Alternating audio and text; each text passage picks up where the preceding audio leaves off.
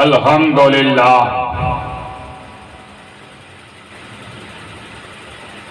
الحمدللہ نحمده ونستعینه ونستغفره ونؤمن به ونتوکل علیہ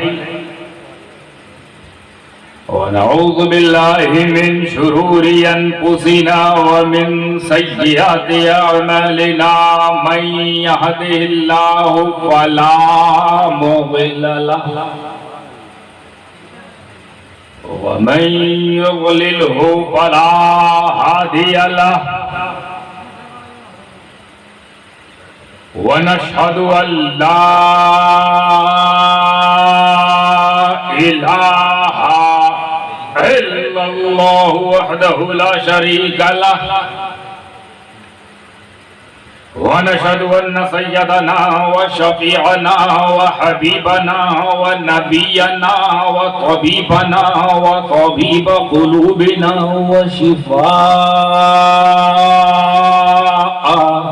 صدورنا وغوثنا ومعيننا وقطبنا وفريدنا ونظامنا وسراجنا وولانا وأشرفنا ونور عيننا ومختارنا ومدنينا وهاشمينا محمد مبارك وسلم صلاة وسلاما عليك يا رسول الله صلى الله تعالى عليه وآله وأصحابه وأزواجه وذرياته وأهل بيته وعلماء ملته وأولياء أمته وشهداء محبته أجمعين أما بعد أعوذ بالله من الشيطان الرجيم بسم الله الرحمن الرحيم أما بنعمة ربك فحدث صدق الله العلي العظيم وصدق رسوله النبي الكريم ونحن على ذلك لمن الشاهدين والشاكرين والحمد لله رب العالمين.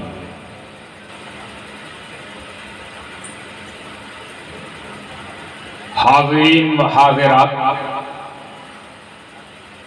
سامعین و سامعات،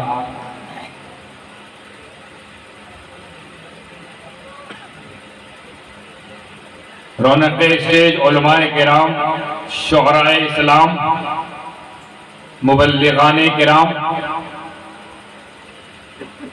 اور اس گرمی میں، گرمی کی گرم گرم رات میں پوری گرمی کے ساتھ بیٹھی ہماری سنی عوام، السلام علیکم ورحمۃ اللہ وبرکاتہ. وعلیکم السلام ورحمۃ اللہ وبرکاتہ.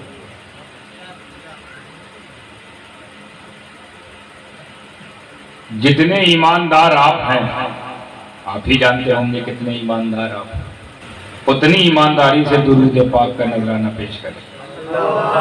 اللہم صلی علی سیدنا مولانا محمد وعلی آل سیدنا مولانا محمد صلی اللہ علیہ وسلم. ماشاءاللہ، بڑا بہترین ماحول بنایا اور آپ لوگوں کو بیدار رکھا. عزیزم سلمہ غلام حنظلہ صاحب اور ان کے بعد جو آئے مداح رسول، اللہ ان دونوں نے جو کچھ بھی پیش کیا اسے کرے قبول. انہوں نے میرا بھی موڈ بنا دیا. میں تو سوچا تھا کہ بات کروں گا، بات کہہ کے نکل جاؤں گا، مگر ایسا آپ لوگوں نے سنا اور ایسا ان دونوں نے پیش کیا ماشاءاللہ کہ میں سوچ رہا ہوں بات سے پہلے نعت ہو جائے.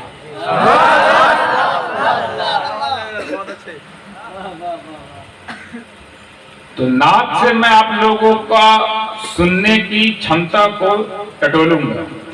کیسا سنتے ہو؟ جیسا سنو گے ویسا سناؤں گا، اور نہیں سنو گے تب بھی سناؤں گا، کیونکہ آیا ہی ہوں میں سنانے، اور سنانے سے زیادہ سمجھانے آیا ہوں.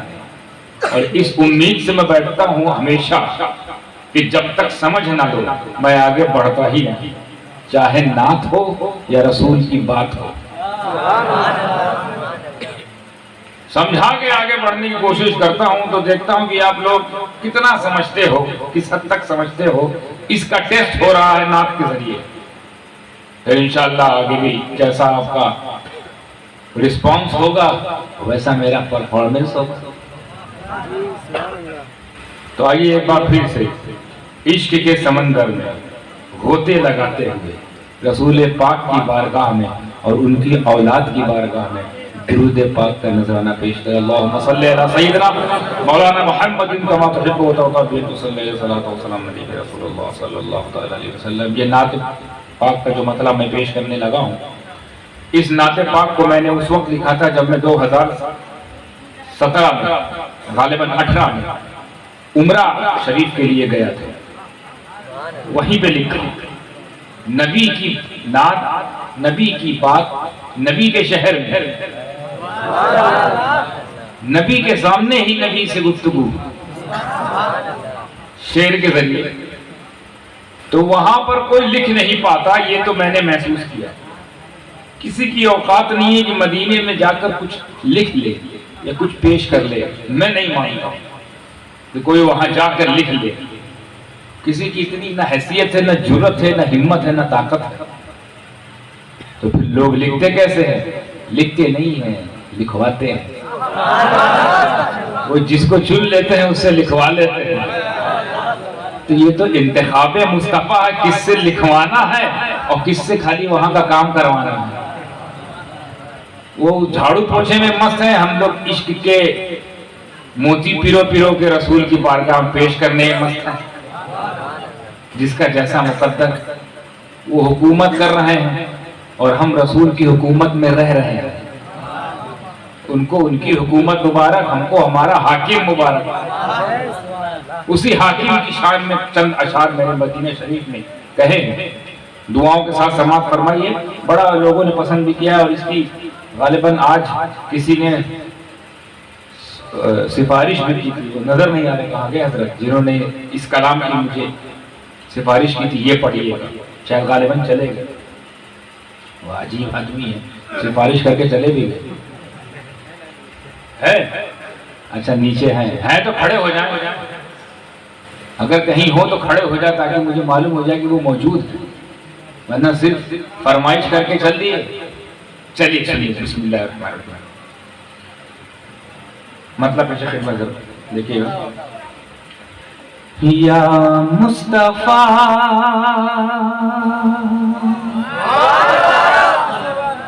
یا مصطفیٰ خیر الورا، تیری طرح کوئی نہیں. سبحان اللہ سبحان اللہ.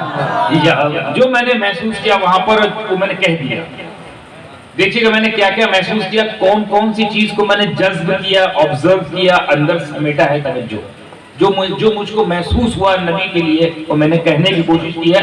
اللہ قبول فرمائے. یا مصطفیٰ خیر الورا، تیری طرح کوئی نہیں. کس کو کہوں تیری طرح کوئی نہیں.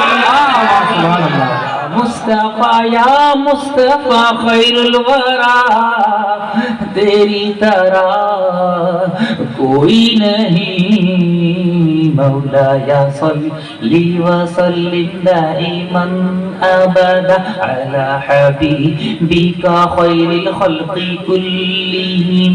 مولایا صلی وسلم دائما ابدا علی حبیبک خیر الخلق کلہم. اس شعر میں علماء کے پاس توجہ چاہوں گا. علماء حضرات جانتے ہیں کہ اللہ تبارک و تعالیٰ نے رسول پاک کی شان میں کس کس آیت کے ذریعے تعریف کی ہے. آپ کو لگتا ہے کہ میں آیت پڑھ رہا ہوں، کوئی واقعہ پڑھ رہا ہوں یا بس قرآن کی کوئی آیت ہے تلاوت کر رہا ہوں، دراصل اس میں تعریف مصطفیٰ چھپی ہوئی ہے. کس لفظ سے کیا مراد ہے آپ کو سمجھ نہیں پا رہے کیونکہ ترجمہ نہیں جانتے. اب اس لفظ سے جو مراد ہے، توجہ، اس لفظ کا جو مقصد ہے سنیے گا کہ زلفیں جانتے ہیں نا، زلفیں، الحمدللہ، زلفیں واللیل، زلفیں واللیل، دل ہے یاسین، ماں زاغا آنکھیں نوری جبین. سبحان اللہ سبحان اللہ. زلفیں واللیل، دل ہے یاسین، ماں زاغا آنکھیں نوری جبین. وجہ والشمس، مکھڑا تیرا ذرا کوئی نہیں، کوئی نہیں. وجہ والشمس، مکھڑا تیرا آقا تیری طرح کوئی نہیں. کس کو کہوں تیری طرح، تیری طرح کوئی نہیں. یا مصطفیٰ خیر الورا، تیری طرح کوئی نہیں. مولا یا صلی وسلم دائما ابدا علی حبیبک خیر الخلق کلہم. دیکھیے گا اشارہ دے رہا ہوں آپ کو، دیکھتے ہیں آپ لوگ اس تاریخ تک پہنچ رہے ہیں کہ نہیں. تاریخ کے شعر کو دو مصرے میں پیرونے کی کوشش کی. پورا تاریخ ہے، دو مصرے میں اس کو سمیٹا ہے. دیکھتے ہیں آپ لوگ کیچ کرتے ہیں کہ نہیں. فیلڈنگ دیکھتے ہیں کیسے کرتے ہیں آپ لوگ، کیچ پکڑتے ہیں کہ ڈراپ کرتے ہیں. آپ لوگ کی ناک کی بات آ گئی، فیلڈنگ دیکھیے گا اپنی. میں دے رہا ہوں بال، کیچ کیجیے. اسرا کی رات نوری برسات، راتوں ہی رات لائے سوغات. سبحان اللہ. کتنے لوگ سمجھے؟ ہاتھ اٹھائے. اسرا کی رات نوری برسات، راتوں ہی رات لائے سوغات. ایسا سفر کس نے کیا تیری طرح کوئی نہیں. سبحان اللہ سبحان اللہ. ایسا یا رسول اللہ زندہ باد، زندہ باد، اللہ اکبر. ایسا سفر کس نے کیا مولا تیری طرح کوئی نہیں. کس کو کہوں تیری طرح، تیری طرح کوئی نہیں. یا مصطفیٰ خیر الورا، تیری طرح کوئی نہیں. مولا یا صلی وسلم دائما ابدا علی حبیبک خیر الخلق کلہم. یہ دو تین شعر کے ذریعے میں نے اپنا عقیدہ پیش کیا ہے جو رسول پاک کے لیے ہمارا عقیدہ ہے. ہم نے تعریف کی اپنے نبی کی جو ہم تعریف کر سکے. ہم نے وہ عقیدہ پیش کیا جو میں نے پیش کرنا چاہا. اگلے شعر میں یہ جو شعر آنے والا میں اس میں اپنا نظریہ نہیں بتا رہا ہوں، نہ اپنا عقیدہ بتا رہا ہوں. اس شعر کے ذریعے میرے نبی کے بارے میں نبیوں کا کیا عقیدہ ہے سماعت فرمائے، نبیوں کا کیا نظریہ ہے سماعت فرمائے، نبیوں کا کیا ماننا ہے سماعت فرمائے. دیکھیے یہ بھی کیچ کیجئے، دیکھتے ہیں کہ لوگ کیچ کرتے ہیں. بس اس میں ایک عربی لفظ آئے گا، اس کا میں ترجمہ ابھی کر دیتا ہوں تاکہ سمجھنے میں آسانی ہو. اس میں ایک لفظ آئے گا اذهبوا. اذهبوا کا مطلب ہوتا ہے جاؤ. اذهبوا نہیں میدان محشر میں جو ہم لوگ جائیں گے نفسی نفسی کا عالم ہوگا تو مدد کے لیے آدم علیہ السلام کے پاس جائیں گے. آدم علیہ السلام کیا بولیں گے؟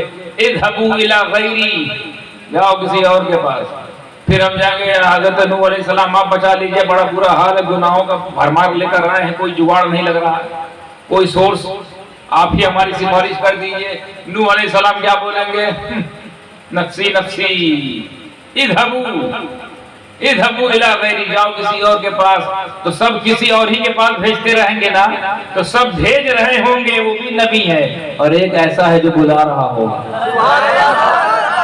سبحان اللہ۔ جہاں سب نفسی نفسی کہہ رہے ہوں گے، وہاں ہمارا آپ کا مصطفیٰ جان رحمت امتی امتی کہہ رہا ہوگا۔ سبحان اللہ۔ اب پہنچ گئے آپ لوگ، دیکھیے گا نبیوں کا کیا عقیدہ، نبی لوگ کیا کہہ رہے ہیں نبی کے تعلق سے، تمام انبیاء اور رسول کیا فرماتے ہیں میرے نبی کے تعلق سے، توجہ، ہمارے نبی کے تعلق سے۔ دعاؤں کا سماعت فرمائیے کہ محشر میں بھی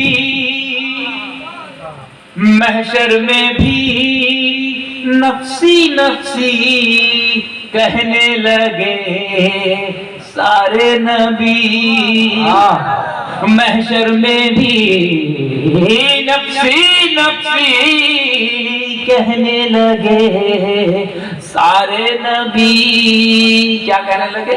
اذهبوا کہہ کے سب نے کہا تیری طرح کوئی نہیں، سبحان اللہ سبحان اللہ۔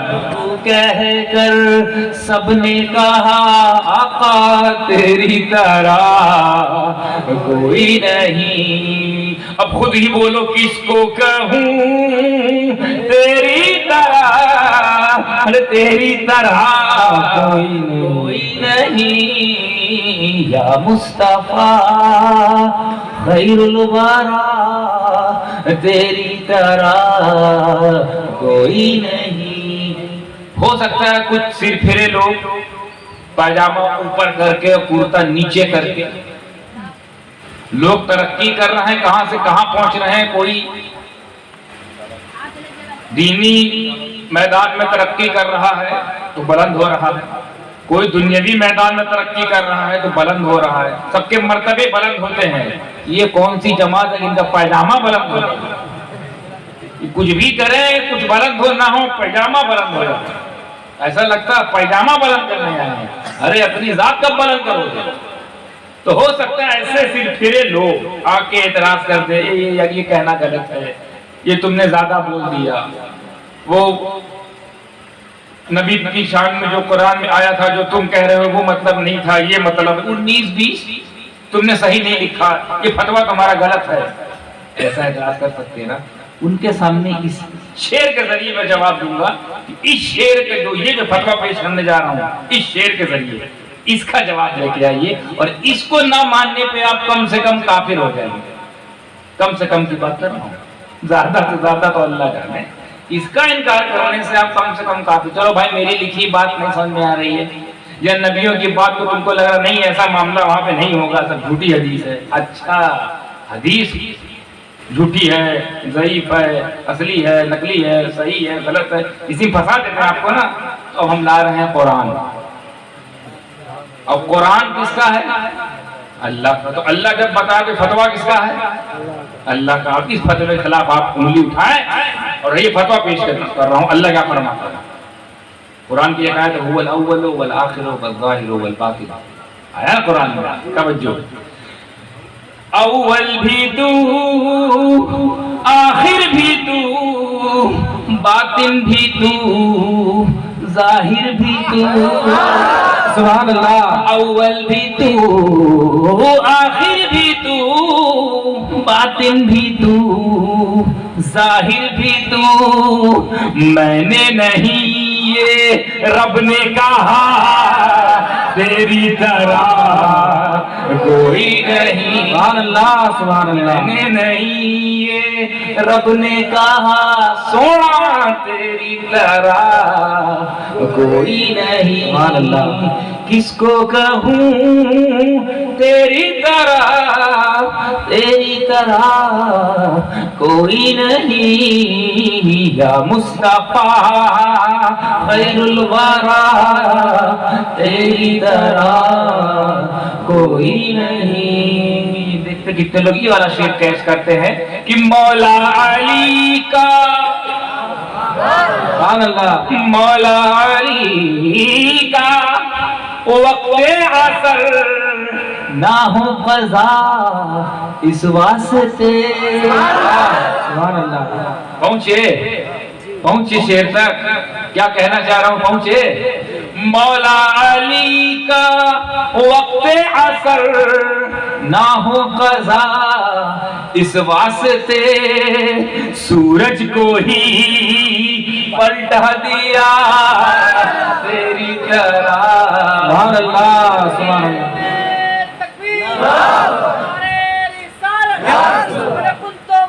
علی علی علی علی زندہ آباد زندہ آباد. نہیں چھوڑیں گے نہیں چھوڑیں گے. زندہ آباد زندہ آباد زندہ آباد زندہ آباد زندہ آباد. اللہ اکبر یا رسول اللہ. اللہ مبارک فرمائے قبول فرمائے. سورج کو ہی پلٹا دیا آقا تیری طرح کوئی نہیں. مقطع دعا کے ساتھ سماعت فرمائے اور اس دعا میں آپ لوگ آمین شامل کر دیجیے گا کیونکہ یہ میری سب سے بڑی تمنا سب سے بڑی آرزو ہے. یہ آرزو اگر میری پوری ہو گئی تو میں سمجھوں گا دنیا کی سب سے بڑی آرزو اور سب دنیا کی ہر چیز مجھے حاصل ہو گئی اور آخرت کا بھی سرمایہ مجھے مل جائے گا. بس یہ ایک چھوٹی سی خواہش ہے پوری ہو جائے شاید آپ کے آمین سے میرا کام بن جائے. خواہش سماعت فرمائے کہ ہے یہ سمد بھی تیرا گدا فرما دو آقا بس ایک دفعہ. سبحان اللہ. ہے یہ سمد بھی تیرا گدا فرما دو آقا بس ایک دفعہ. کیا میرے آقا فرما دے؟ میں کیا چاہتا ہوں کہ میرے نبی کیا فرما دے وہ اگلے مصرے میں ہے. بس ابھی تو پہلے مصرے میں کہ یہی فرما دیجیے. کیا فرمائے؟ توجہ کہ ہے یہ سمد بھی تیرا گدا فرما دو آقا بس ایک دفعہ. کیا کہ تو ہے میرا میں ہوں تیرا تیری طرح کوئی نہیں. تو ہے میرا میں ہوں تیرا آقا تیری طرح کوئی نہیں. مل کے بولو. کس کو کہوں تیری طرح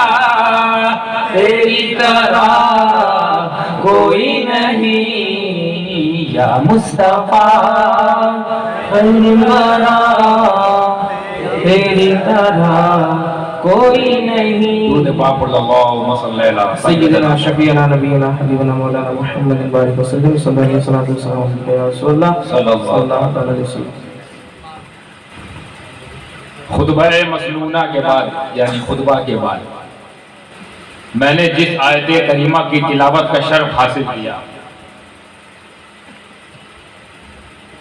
30ویں پارے کی سورہ والضحیٰ بڑی مشہور ہے. والضحیٰ واللیل اذا سجا اس کی جو آخری آیت ہے وَأَمَّا بِنِعْمَتِ رَبِّكَ فَحَدِّثْ اس کی تلاوت سے میں نے خود کو اور آپ سب کو مشرف کیا. اس میں اللہ تبارک و تعالیٰ کیا فرماتا ہے؟ اوپن فرما رہا ہے. بالکل اوپن کھلم کھلا. سمجھ میں نہیں آتا اتنے کھلم کھلے بیان کو یہ لوگ چھپاتے کیسے. اچھا چھپانے کے لیے یہ ہر بات کو چھپانے کے لیے انہیں دارالعلوم بھی ایسا رکھا ہے جو بند ہے. بند رہے گا تبھی چھپے گی. ایسا دارالعلوم جو بند ہے آپ سمجھ میں آیا کیوں بند ہے؟ کیونکہ جتنی بھی بات واضح طور پر اللہ تبارک و تعالیٰ نے فرمائی ہے جس میں ہمارے عقیدے کی بات سامنے آتی ہے ان کو بند کر دیتا ہے. اسی لیے بند ہے دارالعلوم. نام نہیں لوں گا آپ لوگ سمجھ گئے. اللہ اس میں صاف کلیئر دے کے فرماتا ہے وَأَمَّا بِنِعْمَتِ رَبِّكَ فَحَدِّثْ اپنے رب کی نعمتوں کا ذکر کرو. رب کی طرف سے جو بھی نعمت ملے جو بھی جس کو بھی تم نعمت سمجھو جس کو تم سمجھو نعمت نہیں سمجھو کوئی بات نہیں لیکن اگر نعمت سمجھتے ہو تو اس کا ذکر کرو بیان کرو. یعنی اس کا اظہار کرو. اور یہ ہم کرتے ہیں. ہم جس کو نعمت سمجھتے ہیں اس کا ذکر کرنے لگتے ہیں, بیان کرنے لگتے ہیں, اظہار کرنے لگتے ہیں, جلسہ کرنے لگتے ہیں.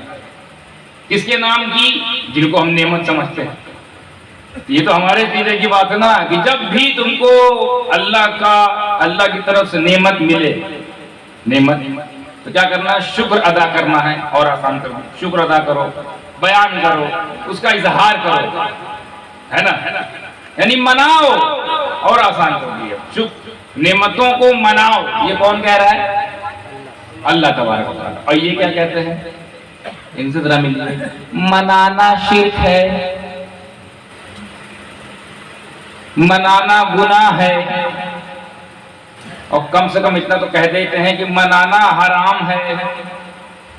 تم لوگ 11ویں مناتے ہو, 12ویں مناتے ہو, 6ٹھی مناتے ہو, 10ویں مناتے ہو, 25ویں مناتے ہو, 18ویں 28ویں مناتے ہو نا.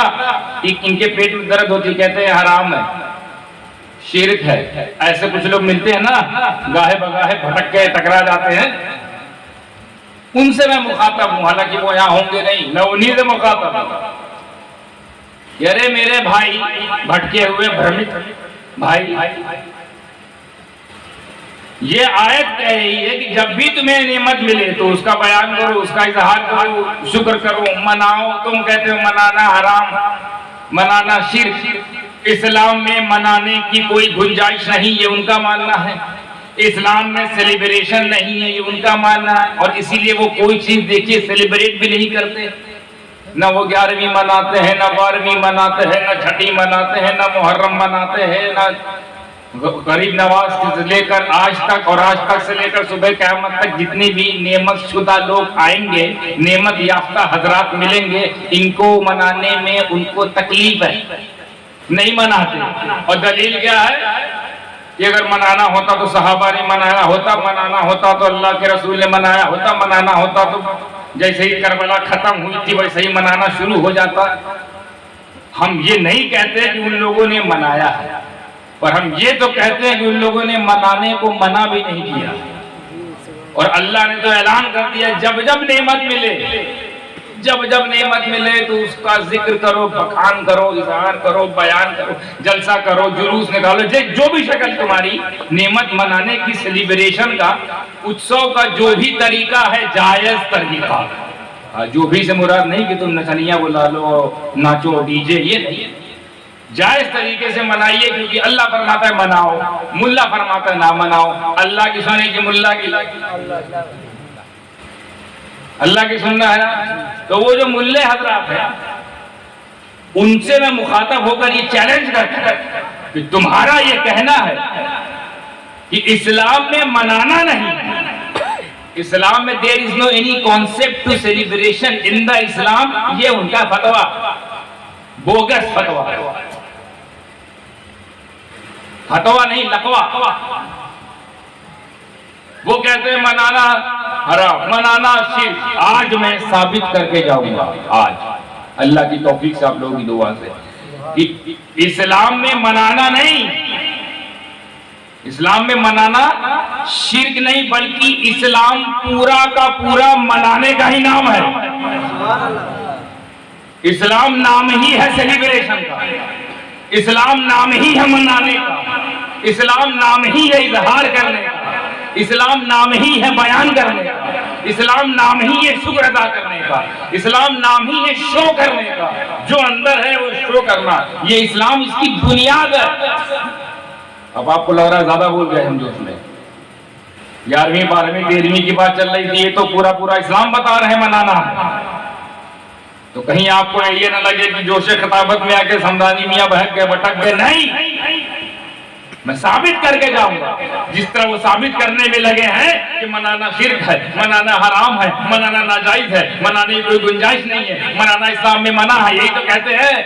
ان سے میں یہ کہنا چاہتا ہوں بدبختو, پورا کا پورا اسلام ہی منانا ہے. اب تو ثابت کروں گا, کہنے کو تو میں کہہ گیا, اسلام منانے کا ہی نام ہے. گویا میں یہ کہنا چاہ رہا ہوں اگر منانا نکال دیا جائے اسلام سے, اسلام ختم. اب آپ لوگ بالکل کانسنٹریٹ ہو گئے نا, ایک دم سے دماغوں میں سوال چل رہا ہوگا کیا مطلب ہے, کیا کہنا کیا چاہتے ہیں. اتنی بڑی بات کہ حضرت کہہ رہے ہیں کہ منانا صرف نکال دیا جائے, سیلیبریشن نکال دیا جائے, اظہار کرنا نکال دیا جائے تو اسلام ختم, بچے گا ہی نہیں. کیسے؟ اس کو سمجھانے کے لیے مجھے آپ کو تھوڑا سا پیچھے لے جانا پڑے گا. مطلب پیچھے تو مطلب باہر نہ چلے جائے گا, آپ لوگ تاریخ میں لے جا رہا ہوں. کچھ بھولے بھالے کچھ حضرت بول رہے ہیں پیچھے چلو, پیچھے چلو, پتا چلا دوسروں گھروں میں گھس گئے پیچھے ہوتے ہوتے. نہیں, تاریخ کے حوالے سے بول رہا ہوں. لے چلتا ہوں میں آپ کو اس وقت دنیا کی اس تاریخ پہ لے جا رہا ہوں جب تاریخ لکھنے والا کوئی تھا ہی نہیں. بات ہے حضرت آدم علیہ السلام کے تخلیق کے بعد, ان کے کریشن کے بعد, ان کی رچنا کے بعد. جب ان کی رچنا ہوئی تو اللہ تبارک و تعالیٰ نے ان کو سب اختیار دیا تھا. جنت میں جاؤ, آؤ, کھاؤ, پیو, رہو, گھومو, تم اور تمہاری بیوی, ہماری ماں, ہمارے باپ, ہمارے بلکہ کہو دادی دادا. اسی لیے حضرت حوا جہاں انڈیا میں بھیجی گئی, دنیا میں معاف کیجیے, دنیا میں بھیجی گئی, اس جگہ کا نام تھا جدہ. اب نام ہو گیا جدہ. جدہ مطلب ہوتا ہے دادی. اس کا نام جدہ اس لیے کیونکہ وہیں دادی نازل ہوئی تھی, اس لیے جدہ ہے. تو دادی اور دادا کا واقعہ بتاؤں اور اس سے ثابت کرنے کی کوشش کروں گا آگے ایک ایک مثال سے. اور حضرت آپ لوگ دعا سے ایسی دلیل دوں گا میں, ایسی دلیل کہ اگر ان دلیل کو کاٹنے کی کوشش کریں گے تو جیسا کہ میں نے کہا کہ مومن نہیں رہیں گے, کم سے کم بولو, کم سے کم کافر ہو جائیں گے. ہاں, اس پہ توجہ رکھیے. کم سے کم, زیادہ اللہ جانے, پر کم سے کم کافر ہو جائیں گے. ایسی دلیل پیش کرنے جا رہا ہوں جس کو کاٹنے کے لیے انہیں کئی ہزار بار سوچنا پڑے گا اور دلیل ہی ہے منانے پڑے گا. ہوا کیا تھا, حضرت آدم علیہ السلام کو ہر جگہ جانے کی آنے کی چھوٹ تھی کہ نہیں؟ کچھ بھی کھائیں, کچھ بھی پیئے, چھوٹ تھی کہ نہیں؟ جنت میں جب آئیں جب جائیں چھوٹ تھی کہ نہیں؟ دادا دادی جہاں جائے جہاں ملے چھوٹ تھی کہ نہیں؟ بس ایک پیڑ تھا جو منع کیا گیا. تاریخ تو پتہ ہے, واقعہ بتانا میرا مقصد نہیں ہے, بس ٹچ کر کے نکل جاؤں گا.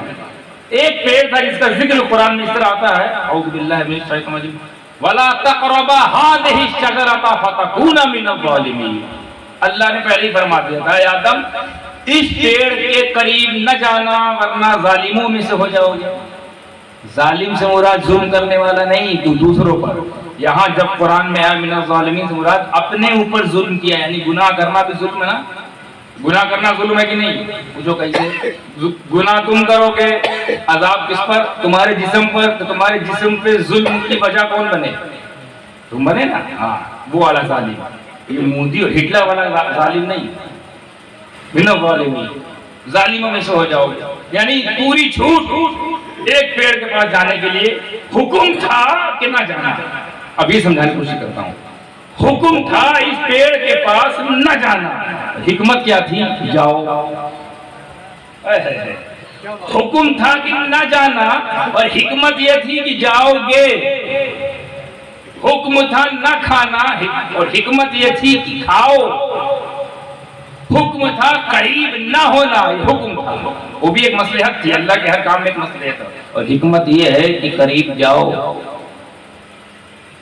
وہ کیوں ایسا ہوا وہ بھی سمجھانے کی کوشش کروں گا. خیر, بات آئی گئی سی ہو گئی. حضرت آدم علیہ السلام تو ایک غفلت کا پردہ طاری ہوا اللہ ہی کے حکم سے, اللہ کی مرضی سے. غفلت کا پردہ حائل ہوا اور آپ نے وہ پیڑ کے قریب جا کر جو بھی اس پہ گندم تھا, گیہوں کا پیڑ تھا, بعض کہتے ہیں سیب, بعض کہتے ہیں گیہوں, لیکن زیادہ تر روایت گیہوں کی. وہ گیہوں کھا لیا. جیسے ہی کھایا ترنت جب غفلت کا پردہ اٹھا تو اچانک احساس ہوا اڑی بابا, یہ تو غلطی ہو گئی, غلط ہو گیا ہم سے. تو جب یہ احساس ہوا تو چونکہ اللہ تو دیکھ رہا ہے, وہ تو ہر پل ہر نفس ہر سیکنڈ کسی چیز سے غافل نہیں, وہ دیکھتا ہے. جیسے کہا ترنت عدالت میں پیش کیا گیا, میں نے منع کیا تھا وہاں نہیں جانے کو, تم سے یہ خطا ہوئی. اب یہ خطا ہوئی تو پھر اس کی سزا کیا؟ دنیا میں جاؤ, دنیا میں جاؤ. خیر دنیا میں آئے. میں بتانا یہ چاہ رہا ہوں حکم اور حکمت کے بیچ کا فرق. اگر حضرت آدم علیہ السلام وہ گندم نہ کھائے ہوتے، حضرت وہ پیڑ کے قریب نہ جاتے، گندم نہ کھائے ہوتے تو کہاں رہتے؟ اور دادی کہاں رہتی؟ تو اتنی بڑی جنت خالی دو لوگ کے لیے بنی تھی. سبحان اللہ سبحان اللہ. اتنی بڑی جنت کی ایک ایک محل ایک ایک مالدہ کے برابر، ایک ایک جنتی کا محل ایک ایک کلکتہ کے برابر، دو لوگ کے لیے. تو یہ حکم تھا کہ نہ کھاؤ، اور حکمت تھی کہ یہ کھائے گا تو بھیجوں گا.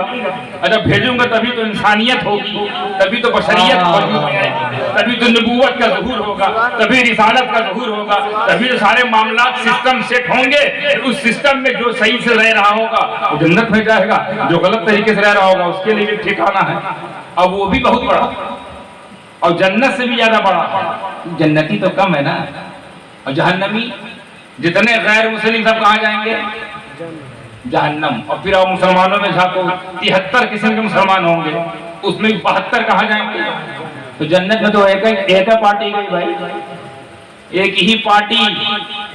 عام لوگ بڑے خاص ہو کر وہاں جائیں گے. ہاں عام آدمی پارٹی، وہاں خاص آدمی پارٹی پڑی، خاص آدمی لوگ وہاں جائیں گے. عام آدمی پارٹی جہنم میں، خاص آدمی پارٹی یہ جائے گی انشاءاللہ جنت میں. تو اتنی بڑی جنت کھائی دو یہ لوگ کے رہی، دو ہی لوگ. حکم یہ، اب حکمت کے ساتھ تعلیم کیا دینا چاہ رہا اللہ وہ توجہ کرنا. اب جب نکال دیا گیا، اچھا اس عمل کو حضرت آدم علیہ السلام کے اس عمل کو لوگ خطا کہتے ہیں کہ حضرت آدم علیہ السلام سے خطا ہو گئی. نبی سے خطا، نبی تو معصوم ہوتے ہیں تو خطا کیسے ہوگی؟ خطا نہیں ہے، میں آگے بتاؤں گا یہ کیا، یاد رکھنا اس کو. خطا نہیں ہے تو پھر ہے کیا، میں آگے بتاؤں گا، سمجھانے کی کوشش کروں گا. ہوا کیا؟ حضرت آدم علیہ السلام کو یہ احساس ہو گیا کہ میں اس کے پاس چلا گیا، غفلت کا پردہ آ گیا، اللہ ناراض ہو گیا، لہٰذا اللہ نے مجھے جنت سے نکال کے دنیا میں بھیج دیا. اس کا مطلب اللہ ناراض ہے، اللہ ناراض ہو گیا. اللہ ناراض ہو گیا تو اللہ کو مناؤ، سارا کام چھوڑو، بعد میں دیکھا جائے گا.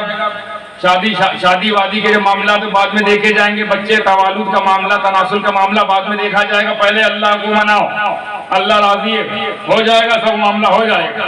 اللہ کو منانے کے لیے کیا کیا انہوں نے؟ کیا شروع کیا؟ توبہ. یعنی تعلیم دے رہا ہے اللہ. غلطی ہو جائے تو کیا کرنا ہے؟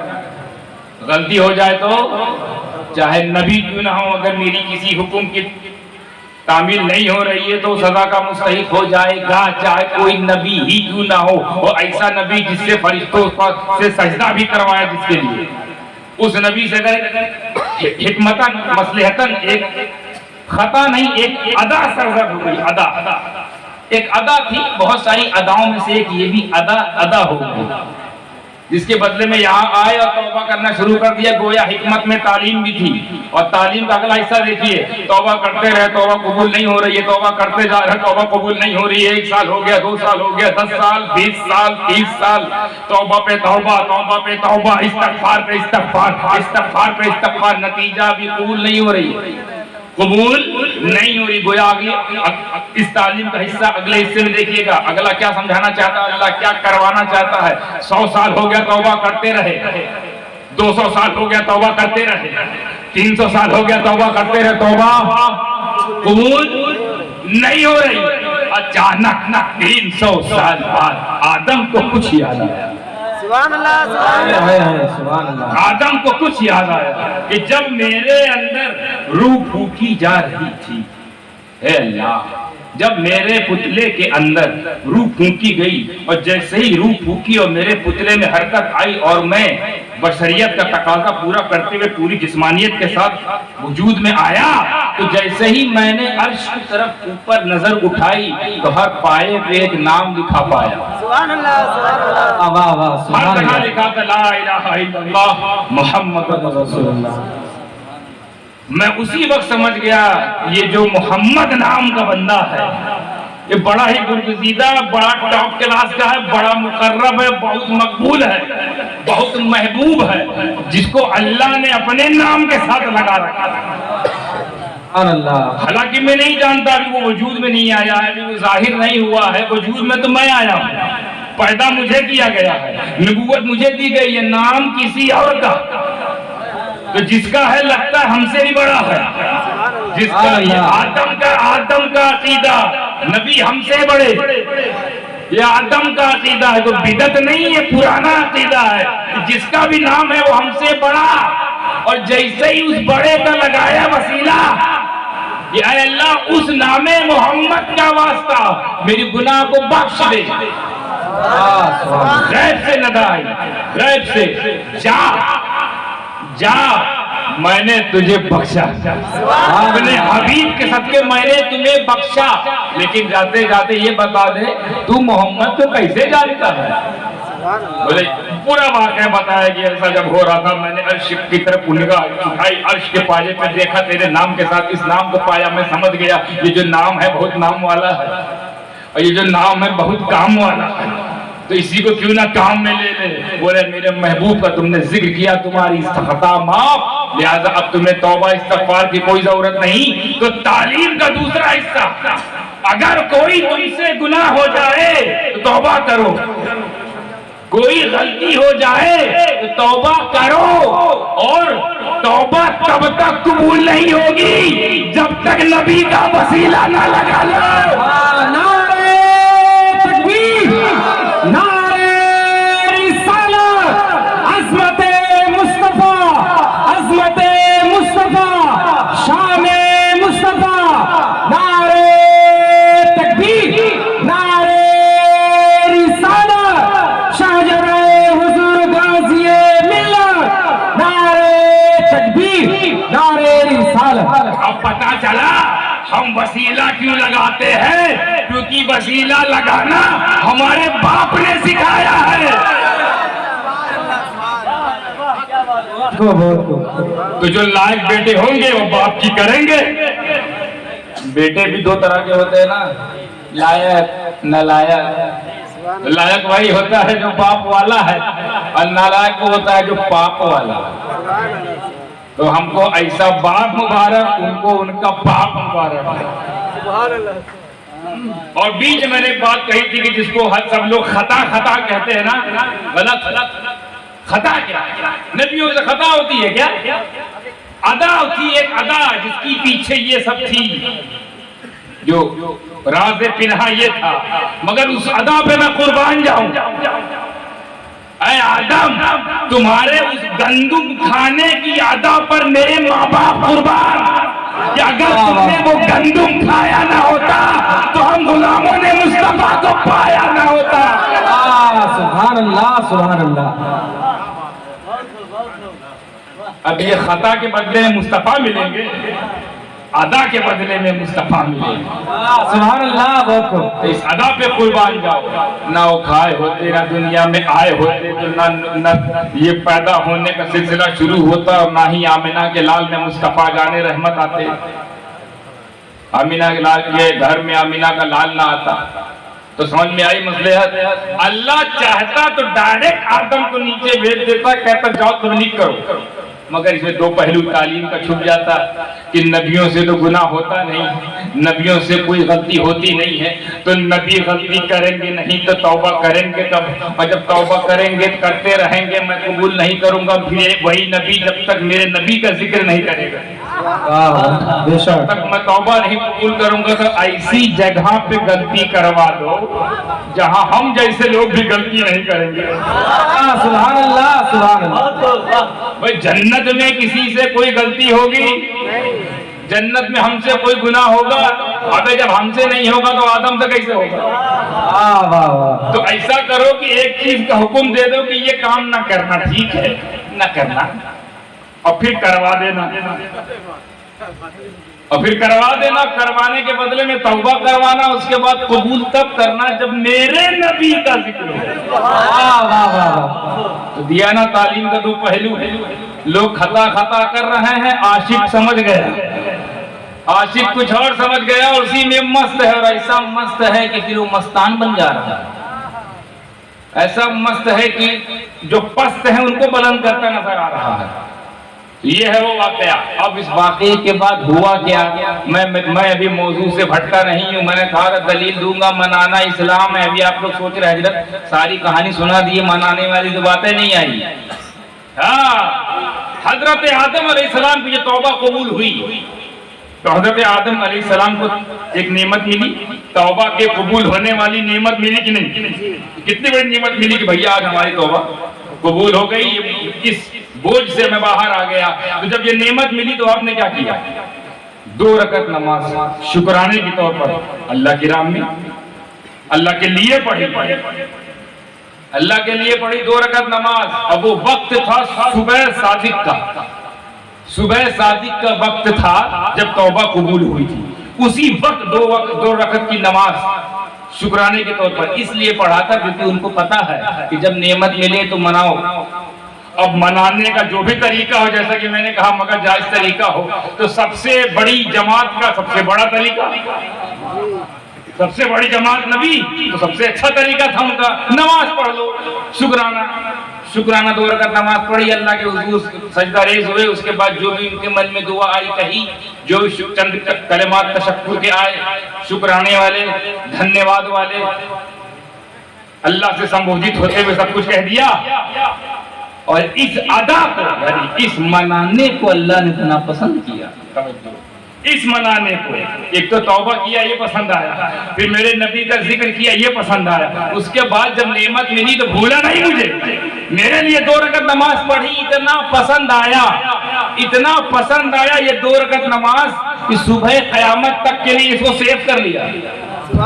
اور اپنے آخری نبی کا انتظار، اپنے آخری نبی کے بھیجنے کے بعد اس آخری نبی کی آخری امت کے لیے وہ فجر کی شکل میں فرض کر دی. سبحان اللہ سبحان اللہ. اب گیان میں اضافہ ہوا، گیان بیسی ہوا. یہ جو تم فجر پڑھتے ہو فرض، یہ آدم کا شکرانہ ہے.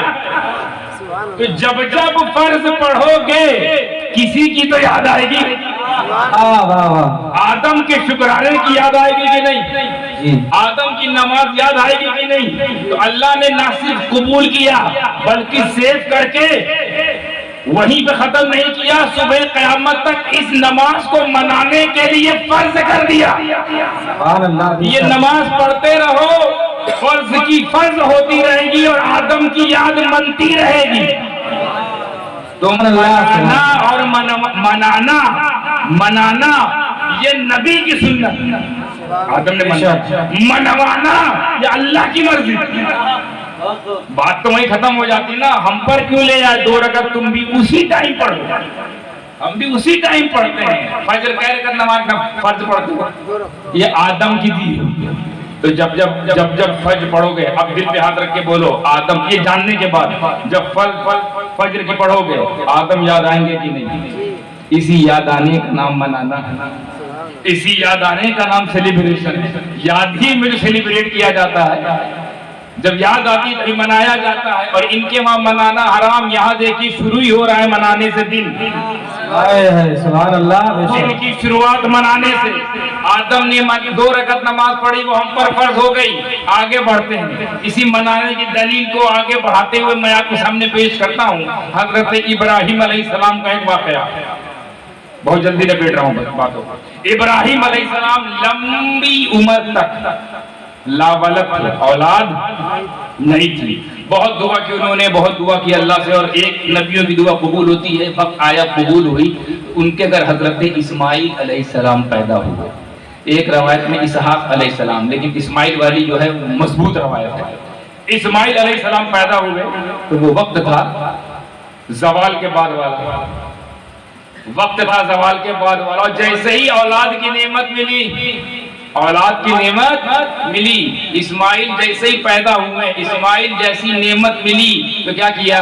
4 رکعت نماز نیت کر لی. 4 رکعت نماز کی نیت کی شکرانے کے طور پر. نعمت کس کو ملی؟ ابراہیم کو. نعمت کون تھے؟ اسماعیل. 4 رکعت نماز کس نے پڑھی؟ ابراہیم. تو وہیں تک بات ختم کر دیتے، وہی بات ختم کر دیتے. لیکن اللہ کو چونکہ منانا اتنا پسند ہے کہ جب کوئی مناتا ہے اللہ خوش ہوتا ہے. جب کوئی مناتا ہے اللہ راضی ہوتا ہے، اور ایسا راضی ہوتا ہے کہ کہتا ہے اے ابراہیم بس یہیں تک تیری پڑھی ہوئی نماز کو روکوں گا نہیں، صبح قیامت تک کے لیے اس کو ظہر کی شکل میں پیش کروں گا۔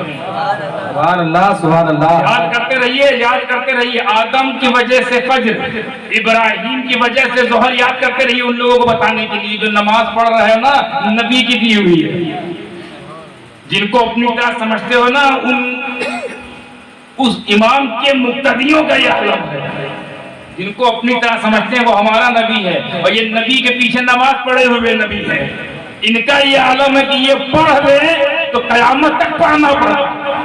سبحان اللہ۔ تو نبی کا عالم کیا ہوگا؟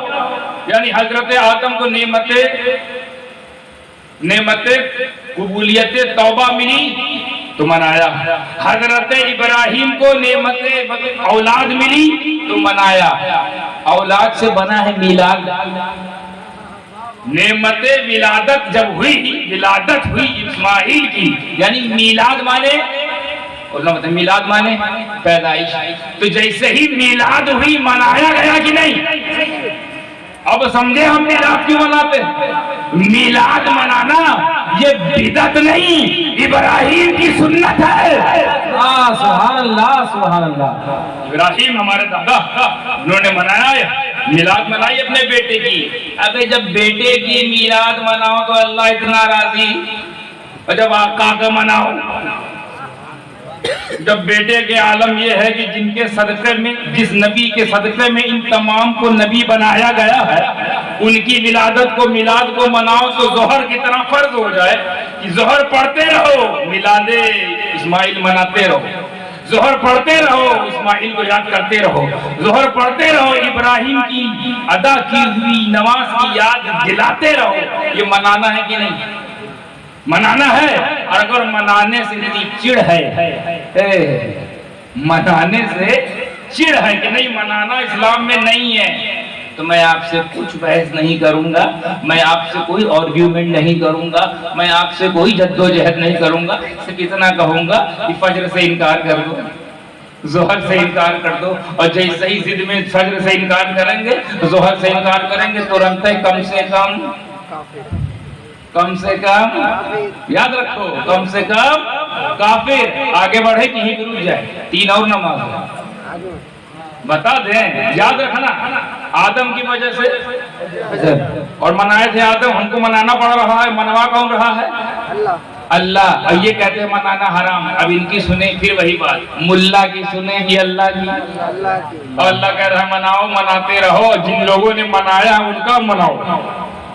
ابراہیم نے منایا، ہم ابراہیم کو منا رہے ہیں، آدم نے منایا تو اپنے لیے ہم آدم کو منا رہے ہیں۔ یہ تو اللہ چاہتا ہے تھوڑا آگے بڑھے تاکہ آپ کے علم میں اضافہ ہو جائے۔ میں جو کہنا چاہتا بات پوری ہو گئی، مگر اضافے کے لیے ادھر نعمت قبولیت توبہ ملی تو منایا گیا، اور منایا ایسا جا رہا ہے کہ آج تک منایا جا رہا ہے۔ پھر نعمت ولادت ملی، نعمت ہے نا، اما بنعمت ربک فحدث، نعمت ملے تو مناؤ، نعمت ولادت بھی تو وہاں منایا جا رہا ہے۔ آگے بڑھتے ہیں عصر کی جانب۔ عصر کتنی رکعت ہے؟ سب جانتے ہیں۔ کس کی وجہ سے ملی؟ یعنی کس کی سنت؟ اس وقت کس نے 4 رکعت پڑھی تھی وہ سماعت فرما لے۔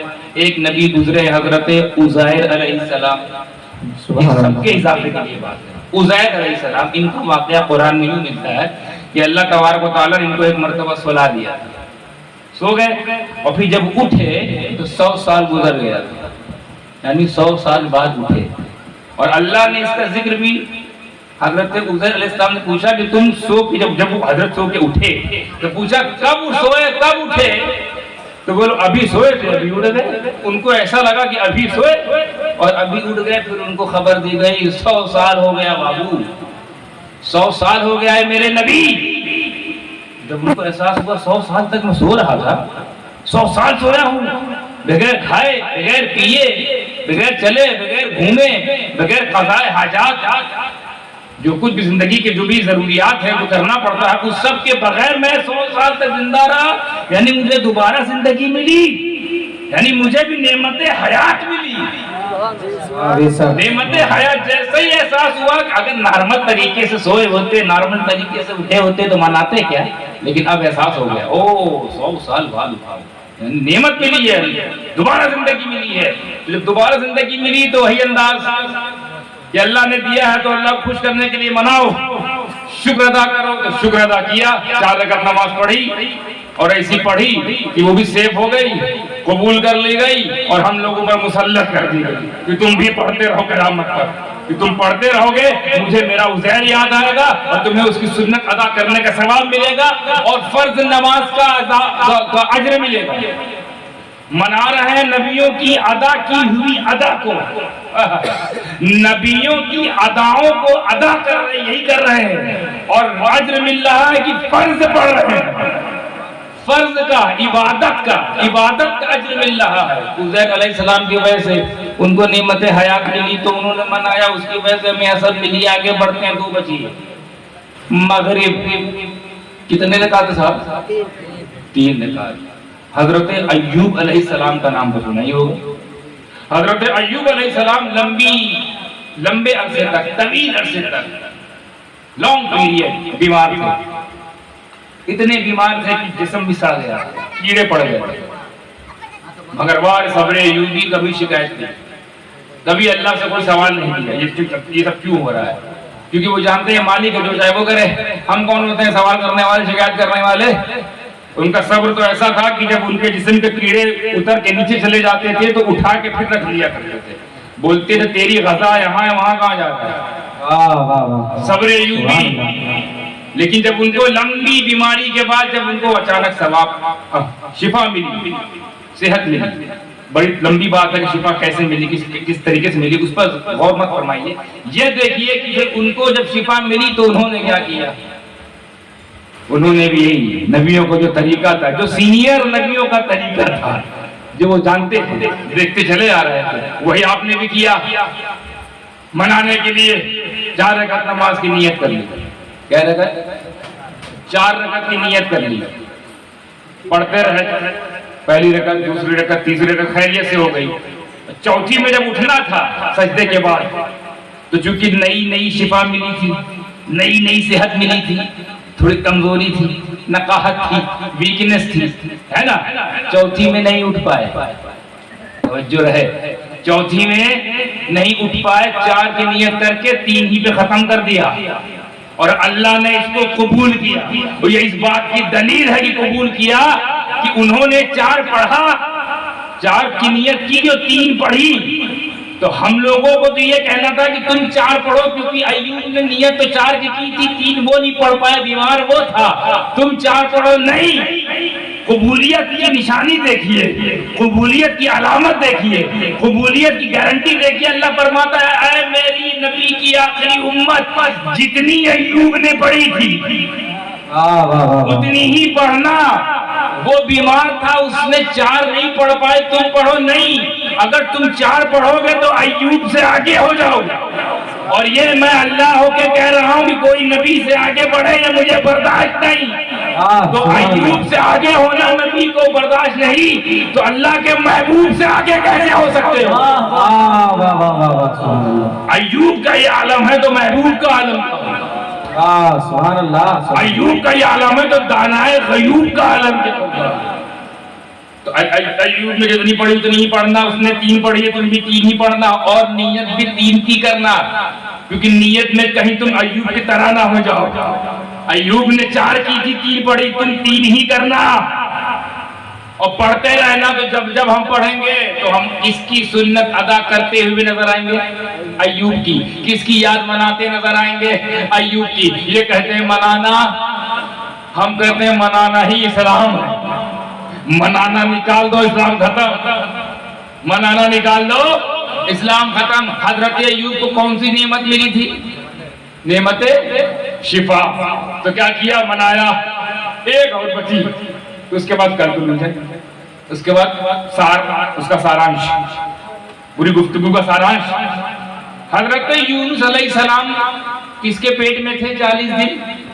मछली के पेट में। बड़ा मशहूर बात है, इसलिए मैंने सवाल पूछा, क्योंकि मुझे पता था कि आप लोग को मालूम होगा। और जब मछली के पेट से बाहर आए चलती फिरती कब्र से, چلتی پھرتی قبر. اس سے جب باہر آیا یعنی جب مچھلی کے پیٹ سے نجات ملی تو آپ نے کیا کیا بھائی؟ جب نعمت ملی ہے اللہ کو پسند ہے کہ نعمت ملے تو بیان کرو, نعمت ملے تو شکر ادا کرو, نعمت ملے تو اظہار کرو. تو اظہار کرنے دو نا. کس بات کا اظہار کر رہے ہو یونس؟ ارے نجات پایا ہوں مچھلی کے پیٹ سے, 40 دن اندر رہوں بغیر آکسیجن کے. جہاں جہاں کو جا رہی تھی وہاں ہم بھی جا رہے تھے اندر ہی اندر. کہاں جا رہی, کون سا کام کر رہی تھی میں اس کے اندر. تمام کاموں کا گواہ. کبھی یہ مچھلی کھا رہی وہ بھی اندر آ رہی, کبھی کچھ کھا رہا ہے وہ بھی اندر آ رہا ہے, میں وہیں.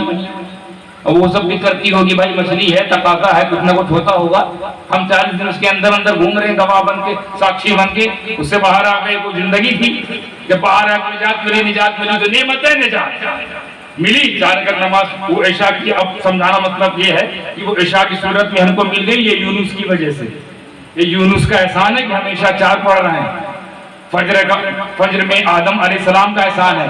تو میں کہنا کیا چاہتا ہوں, نبیوں کی اداؤں کو اللہ نے عبادت بنا دیا. نبیوں کی اداؤں کو اللہ نے عبادت بنایا. یعنی اگر آدم پر جو نعمت ظاہر ہوئی اس کا اظہار کرنا, اس کو منانا فرض ہے, عبادت ہے. آدم کو نعمت قبولیت توبہ ملی, اس کو منانا عبادت. ابراہیم کو نعمت ولادت ملی, اس کا منانا عبادت ہے. حضرت عزیر کو نعمت حیات ملی, اس کا منانا عبادت ہے. حضرت ایوب علیہ السلام کو نعمت شفا ملی, وہ منانا عبادت ہے. حضرت یونس کو نعمت نجات ملی, یہ منانا عبادت ہے. تو قربان جاؤ اس گھڑی کو, اس گھڑی پہ قربان جاؤ جس گھڑی اس کائنات کو دنیا کی سب سے بڑی نعمت یعنی 12 ربیع اول کی صبح صادق جب عبداللہ کے گھر میں آمنہ کا لال مصطفیٰ جان رحمت جیسی نعمت آئی, اس دن کو منانا عبادت نہیں, روح عبادت ہے, جان عبادت ہے.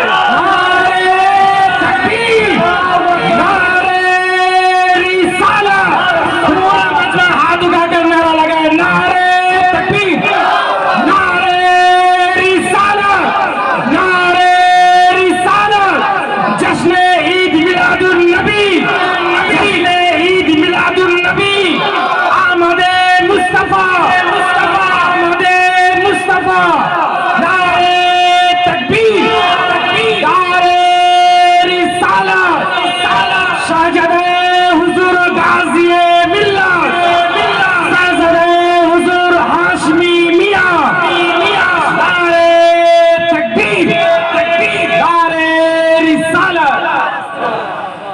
آپ نے دیکھا عبادت کس کی جاتی ہے؟ اللہ کی. کس کے لیے کی جاتی ہے؟ اللہ کے لیے. تو اللہ ہی کوئی طریقہ بتاتا کہ جب معراج پہ میرا نبی گیا تو اس کو نماز دی گئی تو اپنے طریقے سے کوئی نماز دے جاتا, یہ اتنے رکعت, وہ اتنے رکعت, یہ اتنے رکعت لے کے جاؤ اپنی امت سے پڑھواؤ. لیکن جب دیا تو کیا دیا؟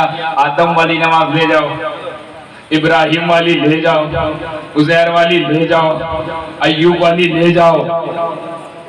میں نے سوال پوچھا عالم غیب میں, یا اللہ ایسا کیوں کیا؟ بولے اس لیے کیونکہ مجھے پتا ہے آگے کچھ لوگ ایسے آئیں گے جو منانے پہ انگلی اٹھائیں گے, میں منانے پہ انگلی اٹھائیں گے, میں ایسا سسٹم بنا دوں گا, مانے چاہے نہ مانے, چاہے چاہے نہ چاہے, مناتے رہیں.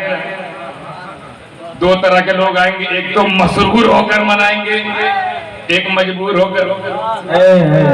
ہم مسرور ہو کے منا رہے ہیں, چاہے وہ نماز ہو, چاہے میلاد ہو, چاہے 11ویں ہو, چاہے 12ویں ہو, المختصر چاہے حج ہو. حج کرنے جاتے ہیں, حج کس کا کیا جاتا ہے؟ بہت اچھی بات یاد آ گئی. حج کس کا کیا جاتا ہے؟ اللہ تعالیٰ کا کعبے کا حج کیا جاتا ہے, اللہ تعالیٰ کے لیے. پر آپ نے کبھی غور کیا کہ کوئی ایسا کام ہے جو خالص اللہ کے لیے سارا کام ہے, کوئی ایسا کام ہے جو اللہ نے پرٹیکولرلی الگ طریقے سے بتایا کہ یہاں پر ایسے کرنا, ایسا کرنا, ویسا کرنا, کچھ بتایا نہیں؟ بتایا. کیا بتایا کہ جب آنا تو کیا کرنا؟ صفا مروہ میں دوڑنا, صفا سے مروہ, مروہ صفا, صفا سے مروہ, مروہ صفا, صفا سے مروہ, کئی چکر. تو یا اللہ حج کرنے گئے ہیں کہ دوڑنے گئے ہیں؟ یہ دوڑا کیوں رہا ہے؟ تو اتنی دور سفر کر کے یہاں سیٹ دوڑا رہا ہے، یہاں سے وہاں جا، وہاں سے وہاں جا. کیوں بھائی کیوں دوڑ رہے ہیں ہم؟ جب ہم نے سوال پوچھا علماء سے، علماء کہتے ہیں ٹھہرو بتا رہے ہیں کیوں دوڑ رہے ہو.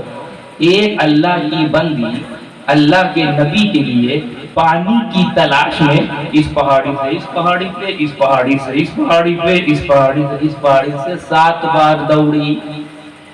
تو بھائی وہ دوڑی ہوں گی، ہم کو کیوں دوڑا ہے؟ کیونکہ اللہ کو پسند ہے. سبحان اللہ. حضرت حاجرہ رضی اللہ تعالی عنہا اللہ کی ولیہ حضرت اسماعیل علیہ السلام کے لیے پانی تلاش کر رہی تھی. تو اے میرے بندو، کیونکہ میری حاجرہ دوڑی ہے تو جہاں جہاں حاجرہ دوڑی ہے وہاں وہاں تم بھی دوڑو.